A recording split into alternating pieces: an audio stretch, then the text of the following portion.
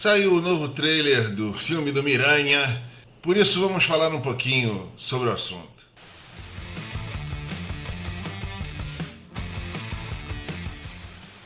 Bom dia, boa tarde, boa noite. Eu sou Aníbal e você está no Mocó do Buga. Amigos, vamos dar aquele like no comecinho, nos inscrever no canal e nos encontrar lá no Instagram, no Mocó do Buga. A Sony então ficou com todo o Aranha-Verso. Não só o Homem-Aranha, mas tudo que diz respeito a ele, todos os personagens linkados a ele, estão na mão da Sony. Esse contrato reza que se a Sony não aproveitar, ou seja, se ela deixar o Homem-Aranha e seu Aranha-Verso todo de lado, sem lançar filmes, parece que a cada pelo menos 3 anos, eu não tenho certeza dessa parte, ela perde os direitos e os direitos voltam automaticamente para a Marvel. Ou seja, hoje em dia voltariam automaticamente para a Disney. Só que o Homem-Aranha é uma franquia muito lucrativa e a Sony tem tido o cuidado de explorar o Aranha-Verso sempre que possível. Ela começou com os filmes do Tobey Maguire, que foram realmente filmes revolucionários no que você diz respeito a filmes de herói. Homem-Aranha, o primeiro, feito pelo Sam Raimi, foi realmente espetacular aquele filme. E trouxe pra gente uma visão de um Peter Parker que já estava naquela fase de final do ensino médio e começando a sua vida adulta, tendo que encontrar para si um apartamento e uma maneira de se sustentar. Essa versão do Homem-Aranha cinematográfica é a de preferência da maioria dos fãs.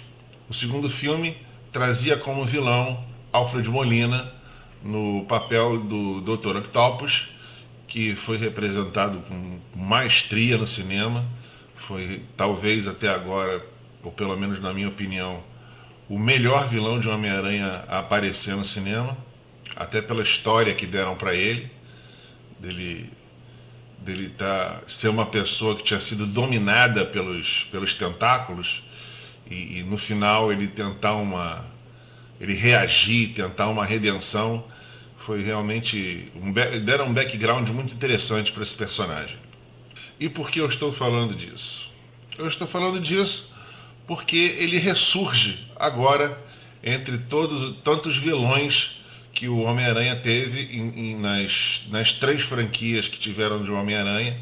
O Homem-Aranha já sofreu 2 reboots e agora nesse filme, nesse trailer que a gente teve recentemente, a gente vê a volta desses vilões. Uma vez que a gente está falando de multiverso, parece que o nosso atual Homem-Aranha vai ter que enfrentar vilões de um multiverso Aranha, ou seja, vilões de todas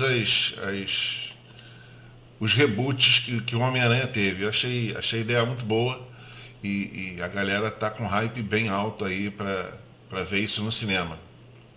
Aliás, esse é um filme que tomara todos possamos ver no cinema, porque ele merece. O terceiro filme do Tobey Maguire já não teve tanto êxito, mas ainda assim rendeu bastante brincadeira na internet, como o nosso Peter Parker emo, que realmente é maravilhoso. Teve uma versão vergonhosa do Venom e um Homem-Areia muito bem executado. Parece que dessa primeira versão do Homem-Aranha nós teremos alguns vilões de volta no filme Sem Volta para Casa. Esses vilões seriam o Duende Verde e o Dr. Octopus, garantido já, que a gente já viu, pelo menos a bombinha do Duende Verde, a gente já viu no trailer, assim como uma aparição do Alfred Molina voltando ao papel de Dr. Octopus. Não sabemos se nós teremos a presença do Homem-Areia, até porque o Homem-Areia não era exatamente um vilão. Ele era mais uma pessoa que estava estava perdida e era uma pessoa facilmente manipulável, né? Mas seria muito interessante, mesmo que a gente não tivesse o ator em si fazendo o papel, que a gente tivesse pelo menos o Homem-Areia na versão monstruosa dele aparecendo, mesmo que num curto espaço do filme, seria interessante para a gente ter essa impressão de uma gama grande de vilões aparecendo no filme. Seria bem bacana. Já da segunda versão do Homem-Aranha, a gente vai ter de volta o Jamie Foxx fazendo o Electro. Segundo ele, a versão dele, segundo o próprio ator, o Jamie Foxx, essa versão não vai ser azul. E a gente não sabe também se essas versões dos vilões que vão aparecer no filme são exatamente os mesmos que possivelmente atravessaram um portal entre uma realidade e outra, ou se são versões que a gente nunca viu antes. Pode ser. A gente está falando em multiverso, tudo é possível. O que está gerando uma grande expectativa entre os fãs é a possibilidade, agora quase certeza, porque eu acho que se eles não conseguirem colocar os atores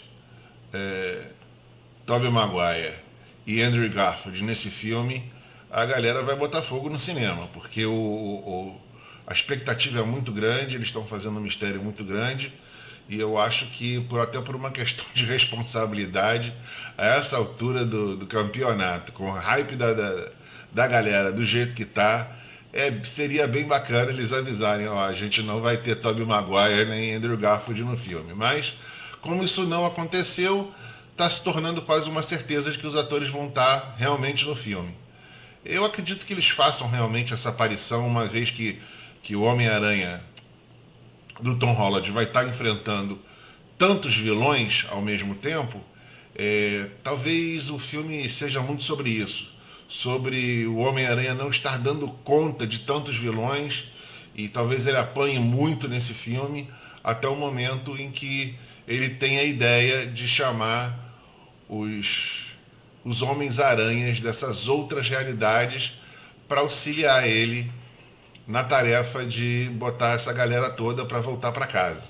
Voltando a falar um pouquinho das versões de Homem-Aranha que nós tivemos aí pela Sony, talvez agora a maioria das pessoas queira me linchar, mas eu vou falar do meu predileto. Apesar da franquia do Andrew Garfield não ter sido realmente a predileta dos fãs, ele, em primeiro lugar, me pareceu ser o Peter Parker mais nerd entre todos eles. Ele tinha o Homem-Aranha que mais fazia piadinhas enquanto estava vestido de Homem-Aranha. Coisa que quem lê revistinha sabe, o Homem-Aranha adora uma piadinha. Então, no fim das contas, o Andrew Garfield realmente me pareceu ser o Homem-Aranha mais próximo do que a gente tinha nos quadrinhos. O que eu lamento muito sobre essa franquia são os vilões fracos.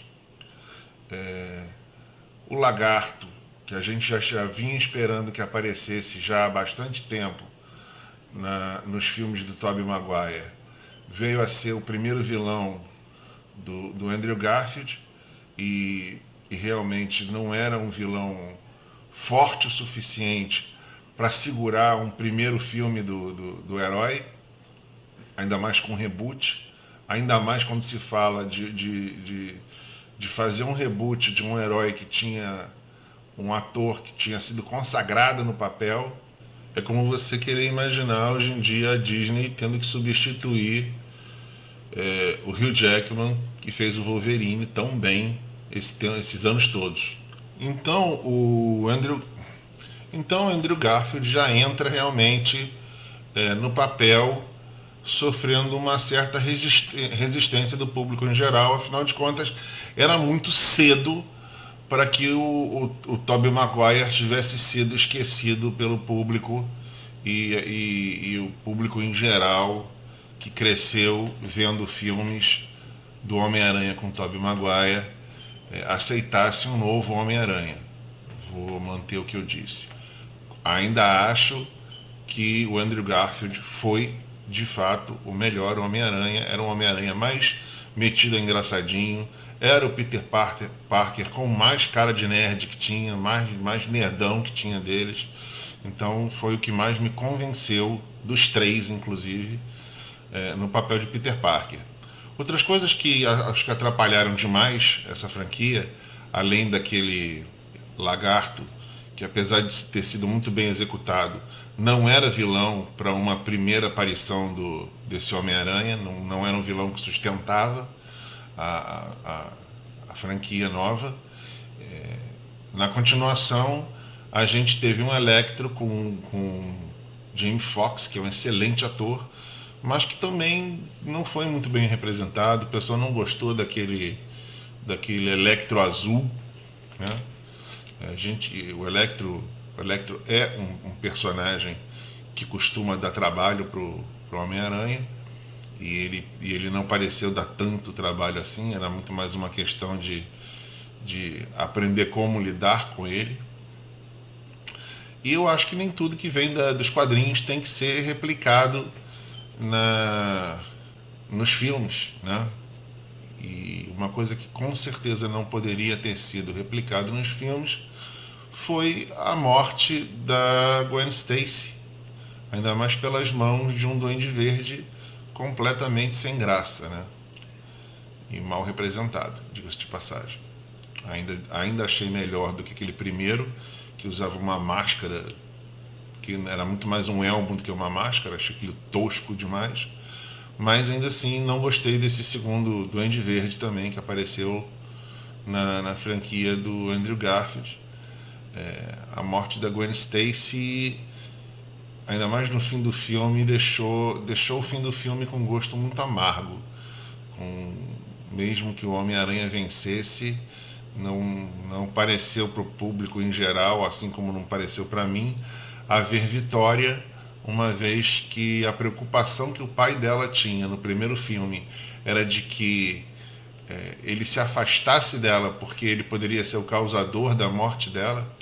No segundo filme, vai e papum, né? Ela morre. Quer dizer, foi muito mais uma questão de roteiro muito mal escrito do que culpa do próprio Andrew Garfield de não ter feito um bom Homem-Aranha. Em seguida vem o nosso querido Peter Parker do Tom Holland, que esse aí não é bem aquele Homem-Aranha que a gente está tão acostumado a ver, né? Esse aí é a cria do Tony Stark. Ele é quase que o Homem de Ferro Júnior com poderes do Homem-Aranha, mas ainda assim aquela máscara que não é espelhada nos olhos, lembra muito o quadrinho por ser branca e por ser tão expressiva, e me diverte demais aquele Homem-Aranha. Vamos entender que a adaptação para cinema é adaptação para cinema, não precisa ser idêntico ao que a gente está acostumado a ver no quadrinho. O fã costuma ser muito rigoroso com isso, e eu acho que não precisa ser exatamente assim, né?